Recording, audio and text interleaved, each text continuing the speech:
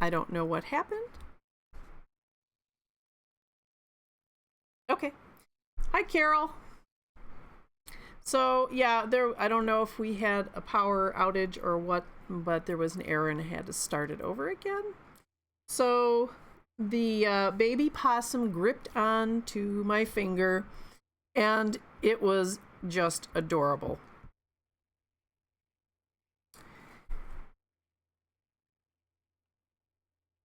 I don't know if this is coming out or not. We'll see. Let me check. We've got some difficulties here. Okay. So the baby gripped on with his little toes, with the little nails, and that characteristic curved thumb, the thumb that comes way out. And it was just so endearing. And I was a mother hen. I wanted to care for that baby, but we knew that they were getting good care at the Wildlife Rehabilitation Center. So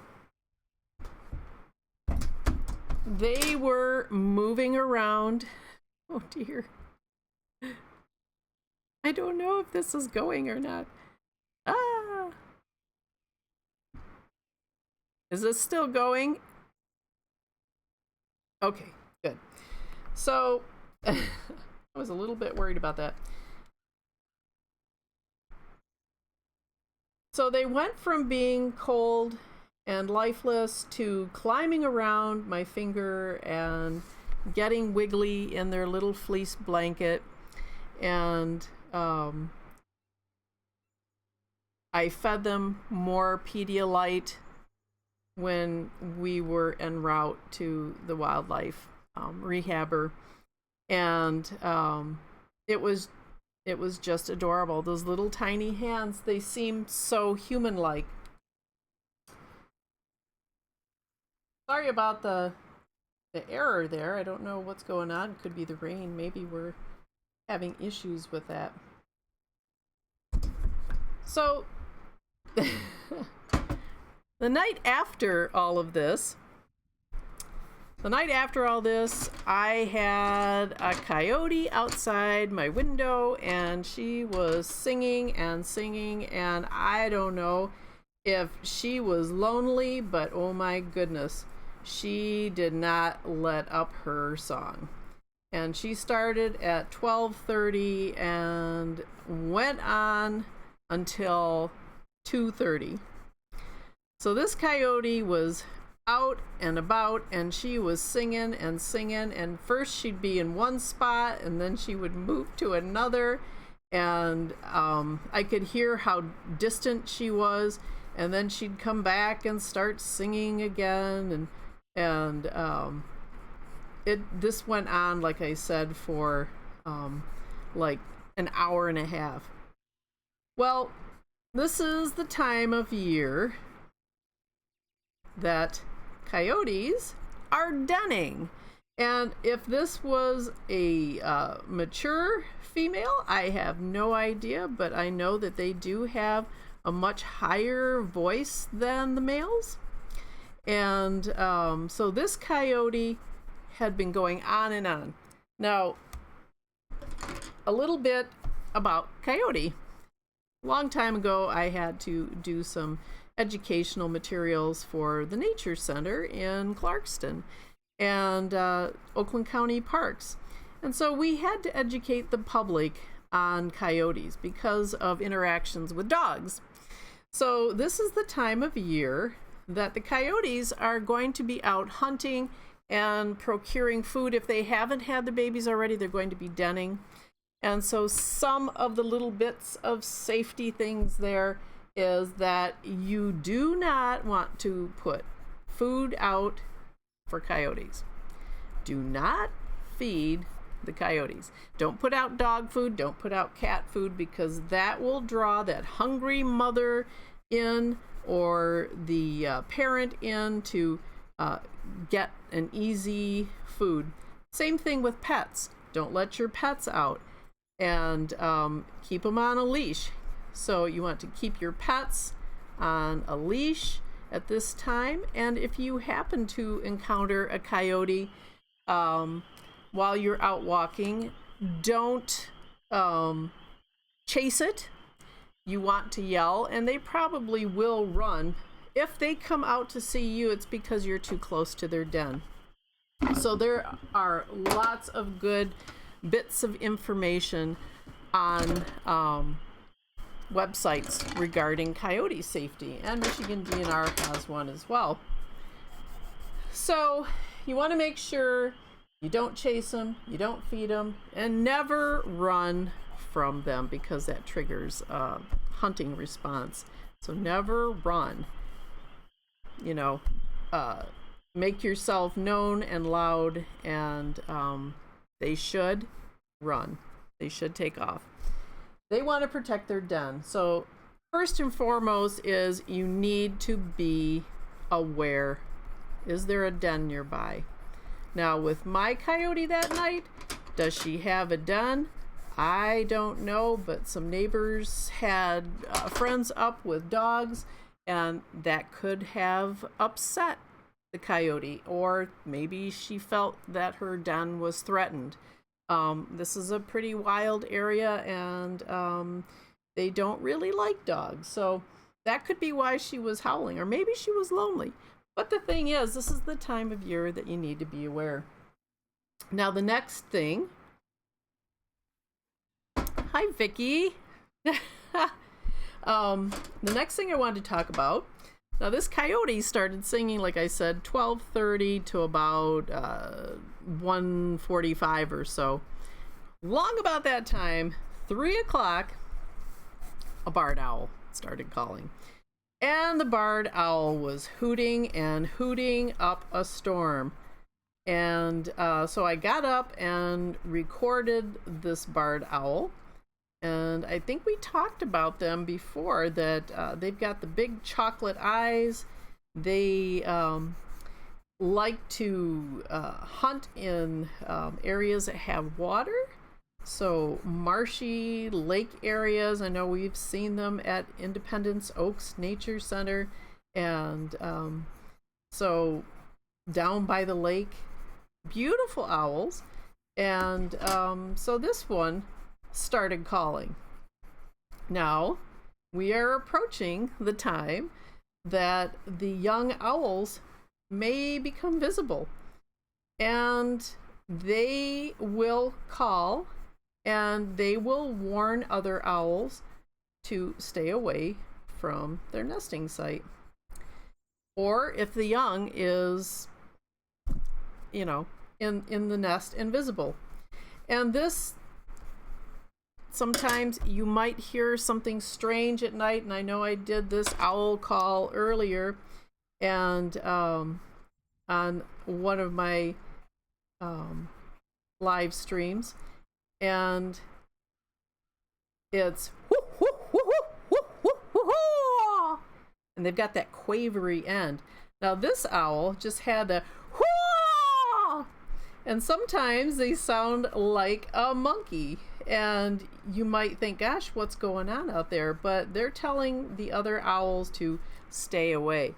So you might hear everything from whoo, whoo, whoo, whoo, whoo, whoo, whoo, whoo, to like a laughter, and that's when they are really upset. And years ago, many years ago, I was visiting my parents in Mayo, and it's hard to see, and I have this print up on Etsy if you want to see it, and it's a barred owl that I had seen the nest and stayed away from the nest and watched the young every week developing. And the parents stayed off. This was in May, and they stayed off in the trees and watched over the nest area, and they would fly in close. They were a little bit tolerant, more so than great horned owls, but I didn't want to disturb the nest. So here's that. I don't know if you can hear it, the barred owl.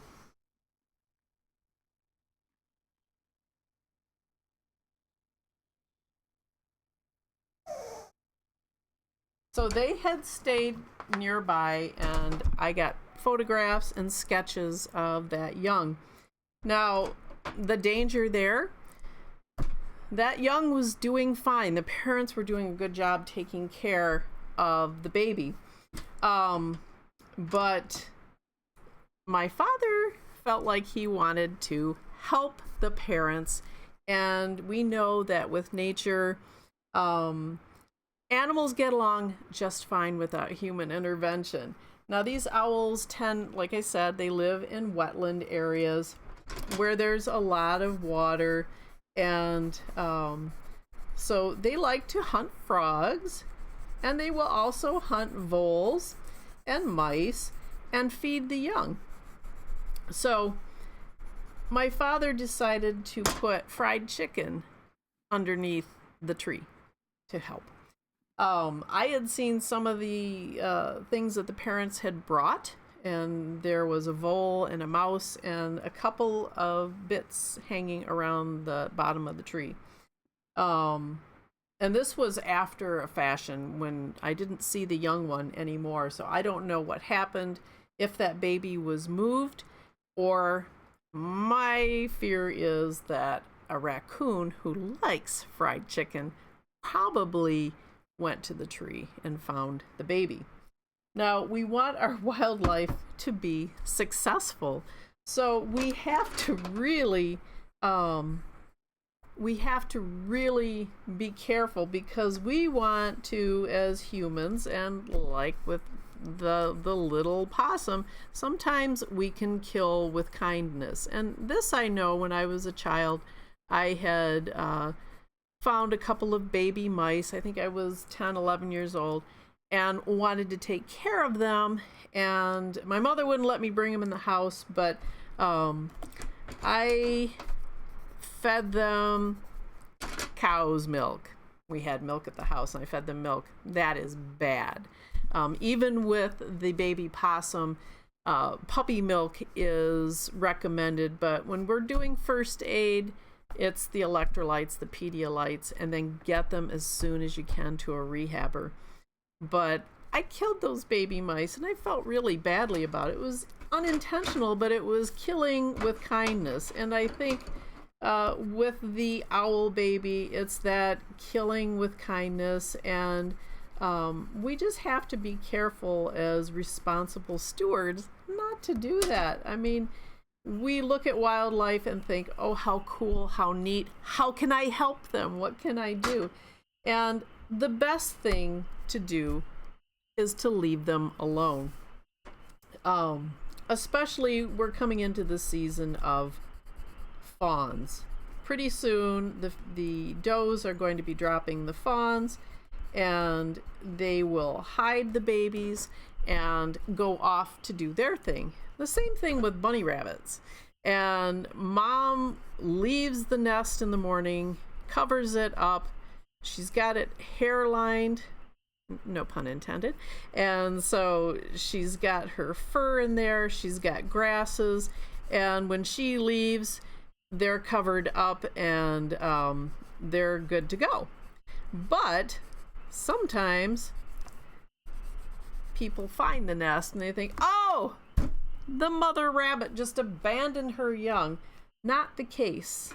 Unless you find that mother nearby and lying, bleeding, or dead, she has not abandoned those babies. So the best thing to do is to leave them be.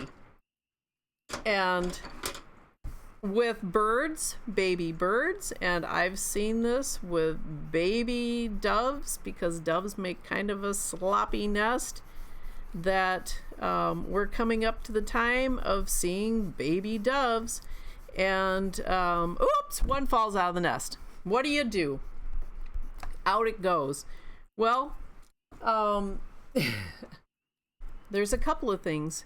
You stay by and make sure that the adults come back and find the young and can take care of it. But if it's just too fuzzy and you know that there are it doesn't have the fully formed feathers, and that you have cats or dogs in the area that might threaten the baby, the best thing that I did, and again, There's stuff online that you can read about this, but I took a planter that had the 3 little hanging pot planter and put the baby in there near where the parent would be, where the baby fell. So if the baby fell out of a tree, you just hang it on a branch.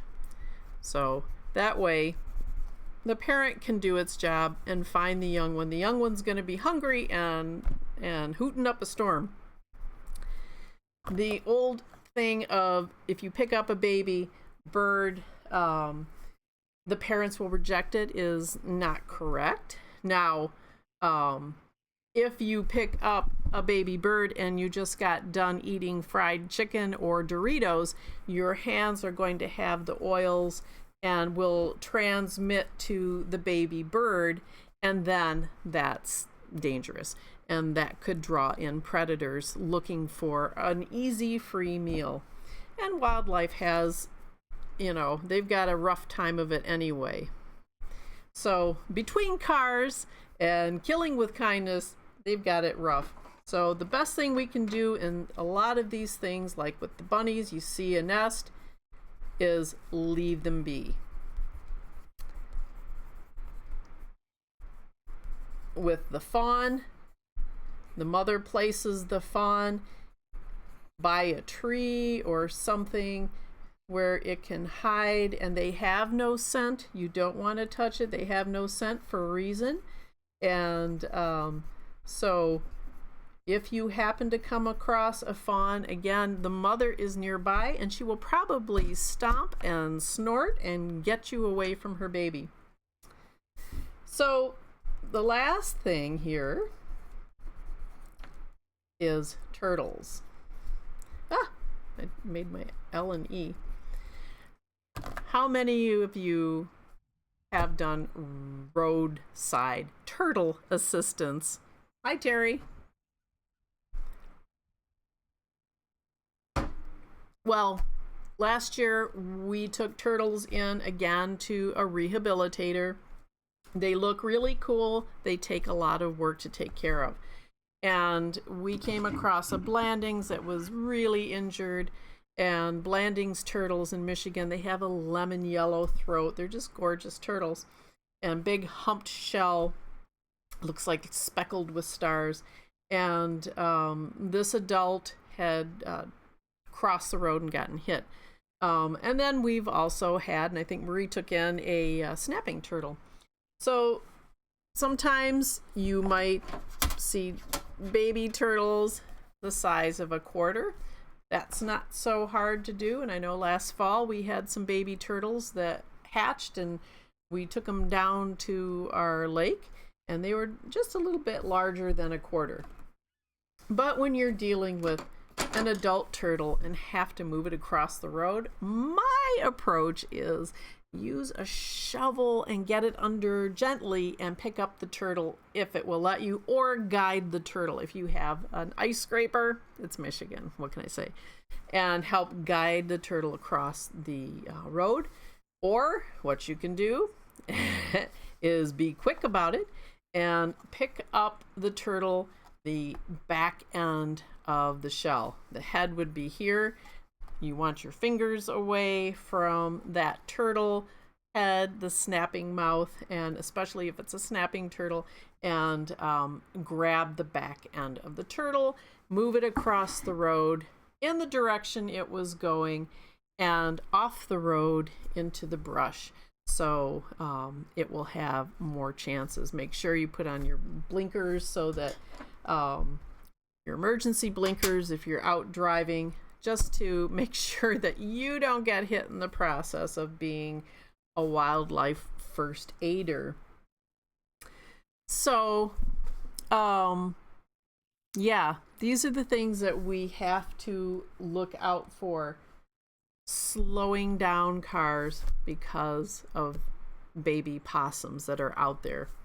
And I gave that possum too much of a curly tail there, and it goes up. And that little prehensile tail curled around my finger. Just adorable. But again, that baby is better off with a rehabilitator. And the rehabilitator we took these two to had just gotten 16 baby possums in the day before. So she said it's the season, and I believe it. We need to slow down for the animals, slow down for the deer and the bunnies and coyotes and all the creatures out there, because we share all this with them.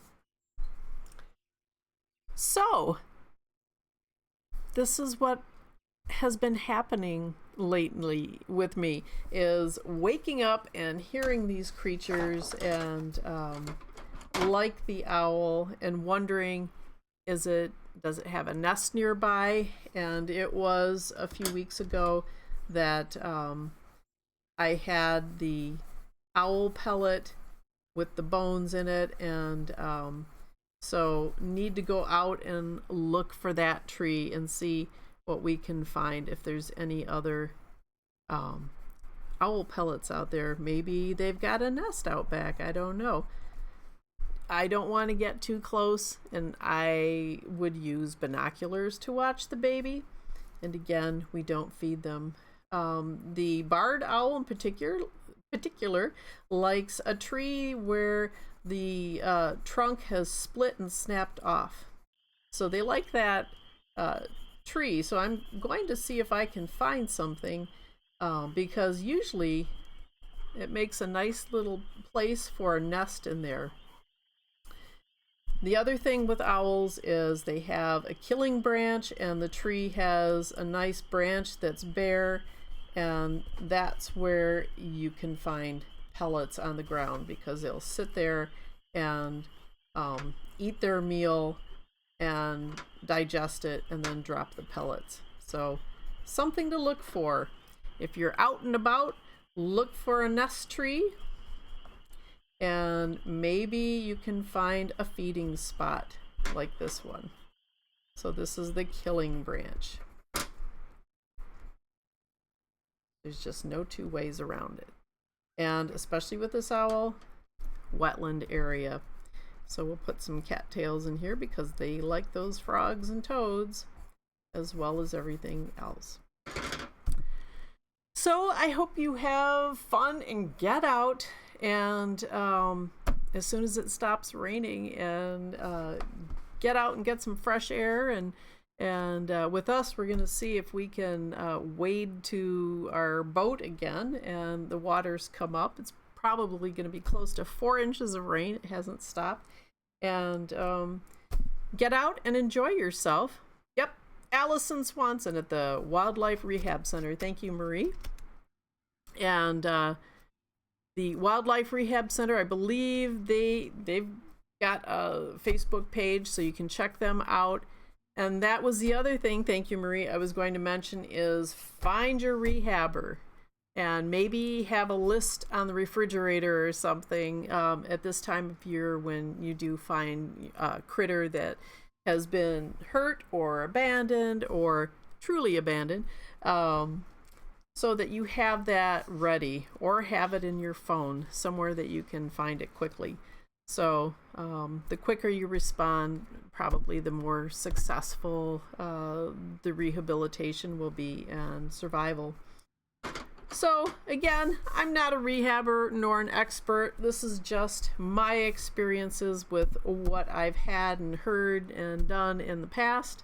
And get out there and explore, and check out my YouTube video. I just put a new one out, and it's about 2 baby mice. And again, if people can subscribe and get me to 100, somebody is going to win. So I need 100 subscribers, and I'm at 41 right now. And that story actually is about 2 mice that I had taken care of last year, Hop and Skip.